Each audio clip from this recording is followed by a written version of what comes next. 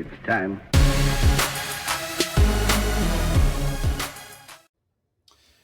Yes, it's the end of the year. It's December. And a lot of what we're talking about and thinking about is not only charitable giving, our loved ones, but for those, it's tax giving. I mean, let's be real. Majority of people give for tax purposes. Let's not hide around that. However, there's different ways to, one, prepare for yourself, but also what does that mean for your legacy? And how can you set those things up? So Griffin's on here to help us walk through that. And he has a really shiny object announcement for himself that we're going to get into and integrate it all. So without further ado, Griffin, welcome back. And yeah, smart year-end giving when it all wraps into your legacy. This is different. I know a lot of people do it. Not a lot of people think about the different ways to do so. Yes. And I think it's easy to get wrapped up in the rush of the end of the year and put a lot of this off. I think I've personally struggled with this too, or I have various charitable pledges and all of a sudden it's New Year's or at best December 30th. And I'm thinking, oh no, I haven't really gotten those done. So I'm logging on to hope that maybe I can get the money wired over. And I think the issue becomes that obviously, there's charitable and legacy purposes to making year-end gifts, like you said, but sometimes there's also a question of timing. And the IRS looks at it as when you're straddling that year-end point, at which point is that transfer or gift effectively made? Is it at the point where you write the check, assuming you still write checks? Is it at the point where the check is deposited? Is it at the point where the wire transfer or online charitable portal actually pulls money from your account? And depending on the situation, it's that there might not be any clear answer. So I think it's really a timing question where it's important to make sure that perhaps you're not leaving it to the absolute end to make sure that, yes, if you want a transfer to be credited into 2025 for tax purposes, you better make sure it happens during 2025. Absolutely. And first, let's put it out there, right? We're not accountants, CPAs, and we're not licensed in the tax side. So get with them first before you allude to anything that we're talking about. However, providing this opportunity to discuss it from our lenses is going to provide some clarity. But, got to throw that disclosure out there because, as you know, as an attorney, it's always good to save ourselves. So I agree. Timing is key. And we are in a time frame, right, at the end of the year to do so. However, we're also in a time frame of the stock market too. So everyone thinks giving is always typically just cash, right? I mean, probably 90% of giving is cash. The rest of it's stocks or land. And so when do we give stocks is important timing too. The market's been at all-time highs. The appreciable stocks is what we're talking about here. So there's multiple timings, not only the end of the year, but where your stocks are at. And it all comes into play at that. So let's dive into our first segment, which is our second segment, which is society and media are saying. And this one's fun from a plethora of ways, just because it's fun for us to do, but it also is what everyone's thinking. So again, we just alluded to this one. The first one is give at the last minute and it's fine, right? We talked about it. Yeah, technically it's fine. That's a lot of stress. A lot of mistakes could be had and all of those things. Aside from what you had just said, what else comes into play that you know of from like the legacy side of things if we do it last minute and we rush it, try to get it done before 12/31? Well, I think, carrying on to a conversation I had this morning with another client looking at charitable planning is if you're gifting anything other than cash, valuation becomes important. Now, obviously, with a lot of publicly traded stocks, things where you could just go through your advisor or easily unload those on a trading platform, it's easy to find what those prices might have been after the fact, but at the same time, there could be a little forensics there that you have to engage in. But where a lot of people think the money meets the road or rubber meets the road is with things like business interests or real estate or hard to value assets. And the IRS isn't going to just take your word for it on what the value of those is and what the amount of your charitable gift, or even if giving to family members, your just direct gift might be. So at some point, valuation experts come into play that you have to get, some level of expert opinion on what the value of an asset might be. And you have to include that with whatever return you're required to file. And if it's on the charitable side, whoever that expert is, they may have to actually sign a part of your return as well as part of that value substantiation. So those things can take time to get set up. Now, you may have year end versus April 15th, or if you extend October 15th, in terms of how those pieces line up. And often valuation is done in a backwards facing type of area where we're looking at, okay, we're going to reconstruct the books and figure out what the value was on such and such past date. So if that's the situation you're in, great. But professionals get busy, and the earlier you can line up the right professionals that you'll need to help you, the better off you're going to be. Because the last thing you want to do is wait not just a year end, but maybe April 14th and say, oh no, we need an appraisal.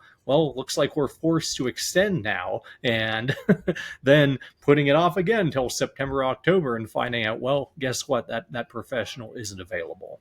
That's such an important part of it. Like, professional, we're busy too. Like, you're not the only one potentially doing this. And, on the stock side of things and giving, it takes time to also transfer and settle and all of those. So gotta plan preemptively.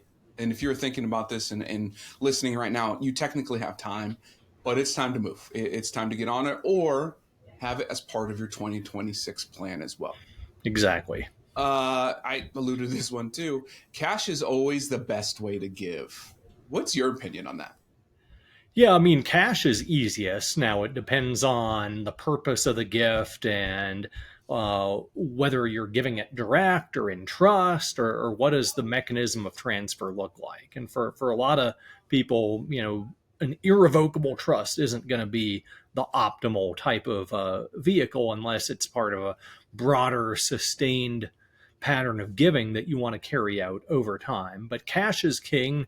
And I think the negative to cash is that, if you don't want somebody to be able to immediately turn around and use it, then perhaps that's not what you should be giving away. But at the same time, you don't have to worry about some of these valuation headaches.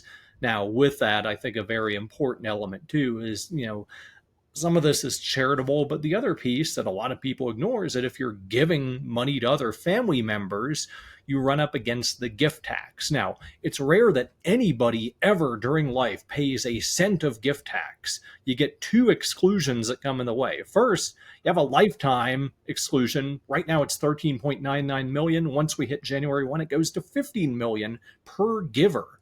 So until you're over that threshold in lifetime giving, you don't have to worry. And that amount's going to keep going up, indexed for inflation every year. But what you do have is also an annual gifting limit, because the IRS doesn't want to have to track every single gift you give during the year. So that right now is $19,000 per recipient, not for you as a giver, but per recipient. So you can give up to $19,000 per recipient, but it typically has to be a direct gift.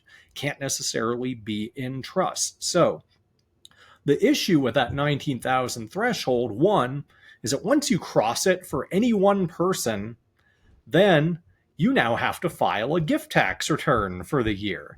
And that can be a bear too. And there's not a lot of CPAs out there who know the ins and outs of that return and truly know how to prepare it correctly. Some will occasionally do them. Some will just put up their hands and say, no, we don't touch these. Go see your attorney.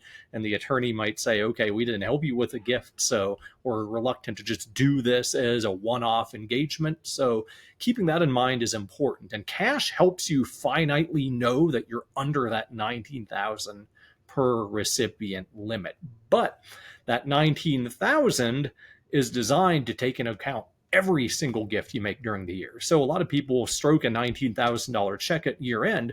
Well, guess what? Whatever holiday you celebrate, be it Christmas, Hanukkah, any other number of things, there's usually also a gifting element to that. Technically, if you want to stay within the letter of the law, everything that you're giving as part of the holiday season, including material goods, counts against that 19,000 as well. So a lot of people don't realize that if you truly want to be compliant, that 19,000 is going to include a lot of other stuff that might have passed from you during the year. And very few people remember those gifts or remember that principle.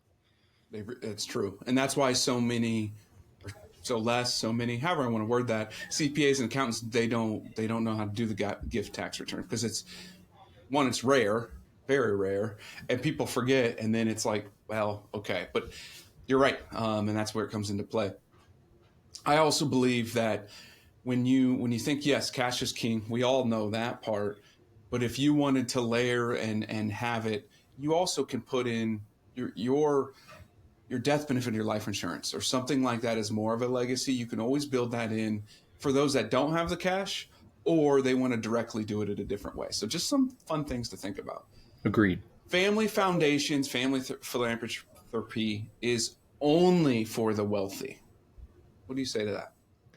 I mean, it really depends on the scope and scale of what you're trying to accomplish. Now, it used to be that a lot of clients had the only option of really setting up a family foundation, like you alluded to, and that was often used as a tool to give wealth away, but not really give wealth away. That, you could have it there earmarked for charitable purposes, get all the sweet tax benefits up front, but not necessarily have to permanently part ways with it. And in the process, the IRS came out with a lot of rules that say, okay, once you've put it into one of these family foundations, you're limited in how you can interact with those funds. It can't personally benefit the family. It's earmarked for charitable purposes. So often there's a minimum amount you have to make in grants every year to actual charities.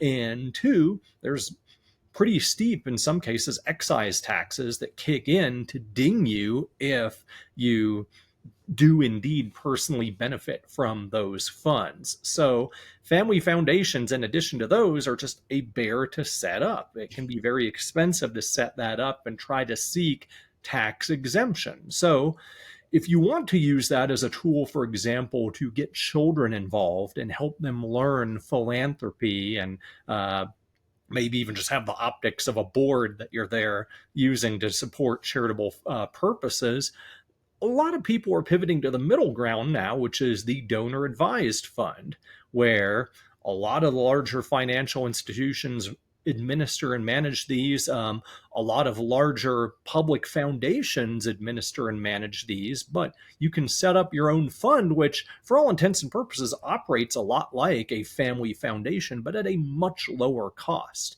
And I think the benefit is that it's kind of then on you to determine the grant making authority, whether it's within your family in an organized structure or at your passing, that you're passing the torch to those who you want to manage that wealth. So a lot of these can be set up with a minimal gift, sometimes as little as a few $1,000s, and it gives you more of that flexibility to decide over time how much the initial seed amount and any growth in value of that, which will be tax-free, another benefit, will ultimately benefit charities. Now, that being said, it does have its own internal costs. And I think what a lot of people forget is that the name of it is donor advised, meaning that you as the donor can advise what grants you want to make, but whoever's administering that fund does not have to follow your instructions. They can say no. There have been some high profile cases of situations where, yes, the donor advised fund didn't accept a grant making request. And some foundations will set them up where they'll only allow grants for specific causes, specific purposes, and those may not align. So there's trade-offs to everything. And while you get simplicity with the donor advised fund, you do lose some benefits in the process as well. Let's get to next segment, which is your point of view, right? I love this one, especially being the host, because I get to dig into your brain even more. All right. So we just talked about the DAFs, or donor advised funds, appreciated assets. We've talked about foundations. From your perspective and your experience, how do you really match which one goes with what type of family and situation. Now, it all depends. I get that, right? Everybody listening, it depends on your scenario. But when you're talking to people or building out a legacy, what are some questions or ways that you figure this thing out to find which tool is best for them? I think it always starts with, with why. And, I'm blanking on the name of the speaker who had the famous start with why speech. I think it was Simon something. It's going to come to me after the fact and I'll look like an idiot. But, it's really starting with that why of what are your legacy and charitable purposes. And because I'm an estate planner, I always like to start with the end in mind and work backwards. So at a bare minimum, usually an estate plan starts with the legally enforceable documents you have that usually outline transfers of property that are going to take place at the time of death. And sometimes for a married couple, it's really considering what's going to happen when both of you are gone. And that's really the inflection point at which we're looking at who's going to receive what. And the question is, okay, charity comes in at that point. So what amount or percent or whatever do you want to ultimately leave to charity? And once we've answered, the why and the amount, then we get into who and who that benefits, what level of control you want, and whether you want the flexibility to change that over time. Once we kind of have that in place, then you can work backwards to look more at, okay, what does your lifetime giving look like? Is that treated as something above and beyond what you want to give at death? Or is it kind of treated as a cumulative thing where that's reducing what you might intend to give away at death? And aligning both of those plans, lifetime giving and death time giving, for lack of a better term, I think is extremely important. And I think flexibility is important too, because the causes you want to support today may not be the causes you want to support in the future. So at a certain level, there's a lot of charitable vehicles that come into play where if you want that level of flexibility, there are ways you can get the tax benefits now, but put some of that off. The donor advised fund, like we said, where you can have an upfront benefit, shift some growth out, but retain kind of that educational and control piece to it. There's other trusts and other things that'll help you do that too, that we're not going to get into in great detail, but there's some ways you can have your cake and eat it too. Now, that being said, I think one of the things we haven't touched on is as we approach year end, there is a slight change to the charitable deduction that, starting next year, there's a floor, 0.5% generally of your AGI, or you can't deduct anything until you exceed that threshold. That doesn't exist for 2025. So depending on what your AGI is, if you're a high earner, that may be a pretty significant tax chunk that you're losing going into 2026 that may benefit pushing up that timeline and favor an immediate gift over some of the broader concerns I just discussed. Yeah, and a part of the DAFs too, and I know we keep hitting upon that, it's just, for me, it's easiest use flexibility and can be done quicker. Like, let's just talk about why. Not saying that I'm selling those and that's the best thing in the world. I'm just saying this is the flexibility and quickness. Also, you're able to lump sum other at the same time, right? So if I wanted to put a whole bunch in now, I can take that tax deduction for this year, as opposed to with some of these vehicles, we've got to do it every year. So there is some flexibility of why we're talking about it with the new, the new tax bill coming out and those types of things, of why we're talking about it so immediately. But that still gets me back to like the legacy planning, the charitable stuff and all of that. But like how, why, those types of things. But ultimately comes back to, what have you been working on, right? I know we teased it last episode. Now it's time. So what have you been working on that we've held off until now to talk about? Well, I think there's been a couple things that I have motivated this, and really I'll get into the project, but ultimately what I'm looking to do is completely rethink the way that not only individuals, but also professionals approach estate planning and estate planning education. So there's common advice and education you get out there where the constant message you see is get your estate planning documents done, get a will, get a trust. It's document based. And a lot of advisors will either have now pivoted to using platforms that generate documents and or that review existing documents to kind of add some value and figure out situations where things can be improved upon. Nothing wrong with that.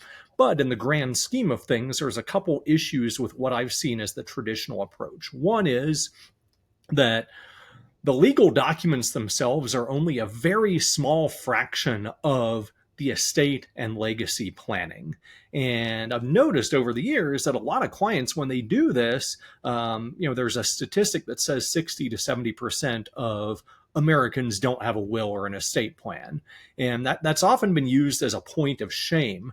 I view it as, okay, if you're in that 60 to 70%, you're in good company. And to me, not always, but it could be worse to get pushed into doing this before you're ready than it could be to wait and take other steps that might have a little bit more impact.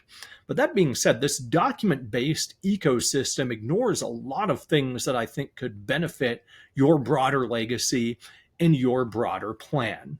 Now, within that, the document ecosystem has created a complete reliance and dependence on professionals if you ever want to get anything done from an estate planning perspective. Estate planning is perhaps the only area out there where, for the most part, there is no self-help guidance.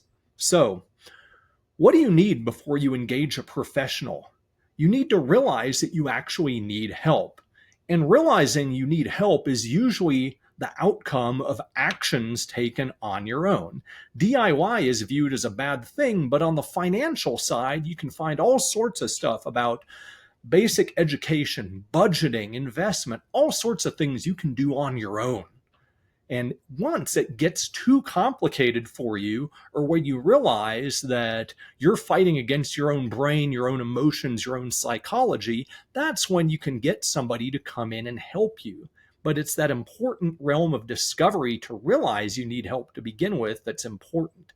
Estate planning hasn't created that. I don't mean this as an indictment of any of my peers in estate planning or anything else, because we're acting where the incentives align. And for most attorneys out there, the sole revenue generating things in estate planning are, one, creating documents, and two, administering trusts and estates when somebody has passed away. But there's a ton that can be done in the interim. So what I have done is I'm trying to rethink the psychology of estate planning. I may be completely wrong in this, and I may completely fall on my face and fail.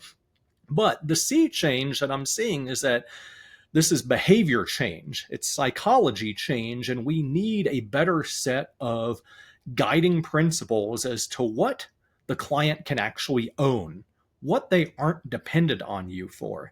And to avoid getting into trouble, what I've started with is the idea that organizing your affairs is the most important thing you can do. It's something you can't outsource to a professional. All of us have head knowledge up here that we use to manage our financial life. It's something that you could get down in a matter of seconds. Stoy, if I were to prompt you right now to write down your bank login and your bank password onto a piece of paper, you could do that in 5 seconds probably. Once you're gone, that head knowledge is gone with you. Or even once you're hospitalized or incapacitated during life, you can't regurgitate it.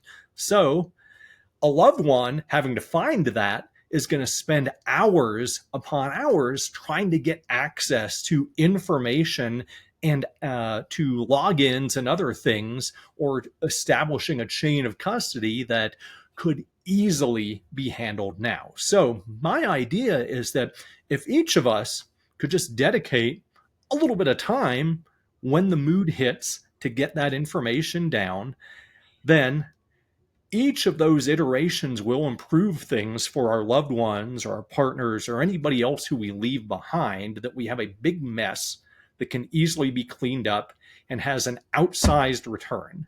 And often in the investment world, we're looking for outsized returns, compounding in terms of financial return and balance sheet. But this, to me, is a compounding investment of time that immediately saves a ton of time for people down the road, and I think gives you peace of mind.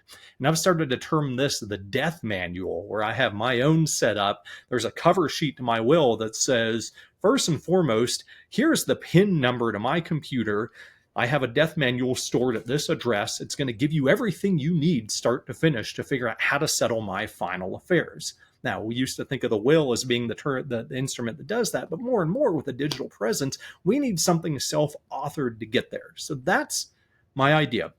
And I've started a newsletter called Inheritcy, which is a mix between inheriting and legacy, because really we're looking at bridging the two gaps between the two in terms of the final legacy you want to leave, which is not one of a mess. It doesn't matter what you want to have your final impression be, that if your final impression is leaving everything in disarray, that's how people are going to remember you, for better or worse. So if you want your time on earth to mean something, it's better to organize what that time on earth meant to you and what's going to be needed to carry that out in the future. So if you want to look at that, you can visit it at inheritcy.substack.com.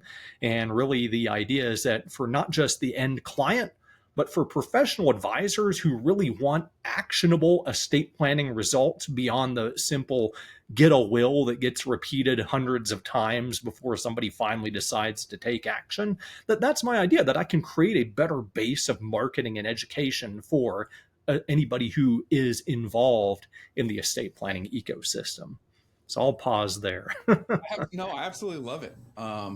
We literally doing it again. My wife and I are doing ours, but I'm doing it for a couple clients right now, and that's the type of stuff that we're asking. Like, we're asking all those things, and I know this isn't proper or legal, but to me, that is the will, right? That is the documents Yep. of, your death guide, whatever, you labeled that as. But like, that is more important than the actual legal documents. And I say that because I've lost both my grandmother and my mother, and I've had clients, and we've been through this. Not having that information and taking the time to dive through it was the trouble part.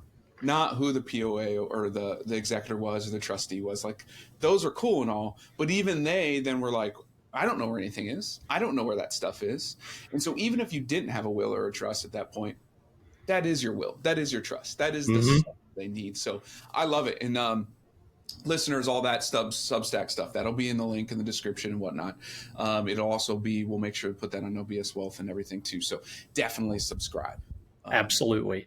Yeah, whether you're a client or an advisor, yes, subscribe. Because I think the idea here is that one, perfect is the enemy of good. And two, that there's a lot you have to do here. You have to eat the elephant one bite at a time. But a lot of us are reluctant to even take the first bite because we see the entire elephant. So my idea is, can we hide the elephant? Just take one bite and iterate on that. And if you're an advisor sitting in a meeting, instead of asking, have you done your estate planning documents yet? Have a prompt say, this is one item of information we're going to write down today. If everything's stored on your computer or phone, good starting point. What's the PIN to get into there, or the password?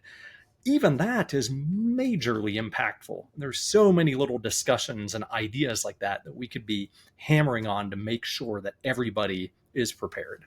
And advisors, I know you use an e-money or Right Capital or something with a vault.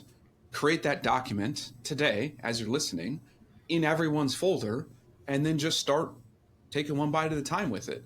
You Exactly. have the tools, you have the safety, you have the ability to do that. And if they were to pass with you, then it is very easy for someone to do so. So you're right. Advisors, jump on now.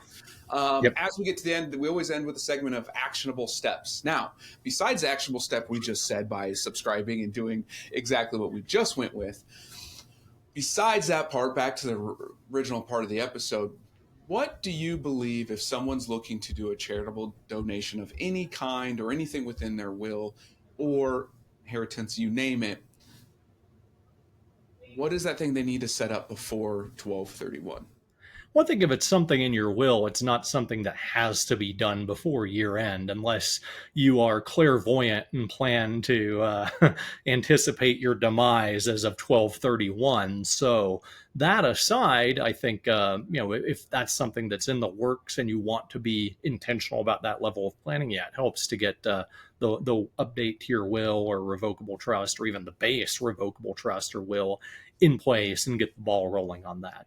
Besides that, I think it's a matter of figuring out what assets might have the best impact. And I think it's a decision we've talked about, but it's not a decision that can be made in a vacuum, that involving your CPA, your advisor, the other professionals in your ecosystem, if you have them, is important. And if you don't, depending on the size of the gift, if you're used to a certain pattern of charitable giving, if it's in cash or otherwise, just being conscious about that deadline's approaching, and maybe 12/31 isn't the good day. Maybe it's Boxing Day, the day after Christmas, 12/26, that you can designate every year as, this is the day I complete my charitable donations, or even my year-end gifts to family members and friends and other people who I want to support. And in the process too, if it's a matter of selecting the right assets, the earlier you can figure that out, the better. And knowing that you're going to have to find a value for those assets, especially if they're over $5,000, I think that's the hurdle that you have to substantiate.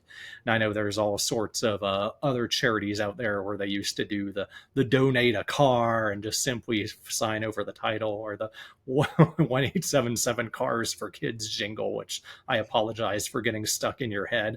And some of those are still around, but for the most part, the criticisms become choice of charitable recipient is important too. That, yeah, it's one thing to have a cause. I think it's also important to look under the hood of the types of organizations you're supporting. And if you don't have the time to do that before year end, maybe there can be a good intermediary middle ground, something like a donor advised fund or something like that, where you can park funds and maybe accelerate some giving into 2025 so that you don't hit that tax hurdle that's kicking in next year.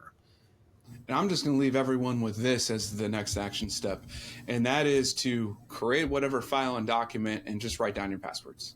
Exactly. Start somewhere, because I know a lot of you don't have, like we just said, don't have a will, don't have a trust, don't have any of that. Maybe you haven't dealt with death in your family. You've never been through this.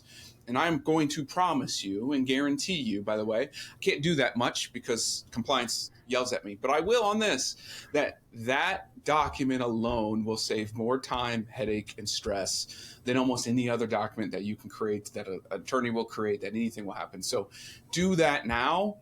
Then lead that into the conversation next year of maybe a bigger document, maybe more different assets, maybe whatever it is. So again, that came from Griffin himself. That came from his Substack that we're going to put down below. Everyone else, have a really happy holidays. Griffin, I appreciate you. Everyone listening, also our 12 Days of Giving comes out on December 12th, which is 12 episodes, one every day. A story kind of like this to help you through the holidays and those and loved ones that are around. So Griffin, I appreciate you. Happy holidays. And we look forward to 2026. Thank you, Stoy. And happy holidays, everybody.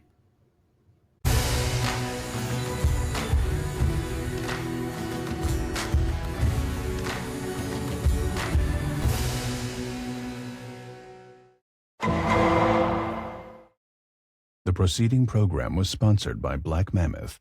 Any awards, rankings, or recognition by unaffiliated third parties or publications are in no way indicative of the advisor's future performance or any individual client's investment success.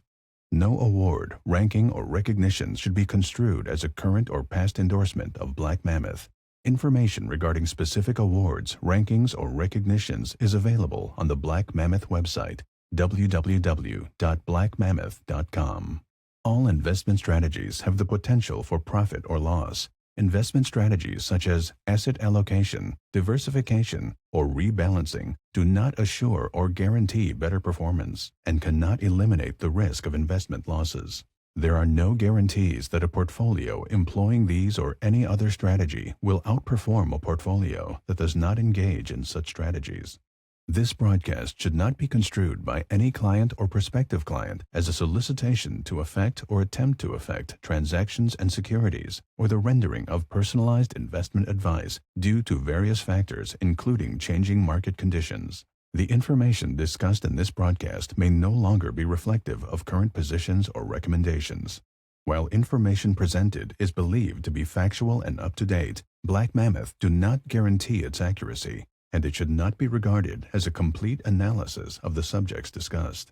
The tax and estate planning information discussed is general in nature and is provided for informational purposes only, and should not be construed as legal or tax advice. Listeners should consult an attorney or tax professional regarding their specific legal or tax situation.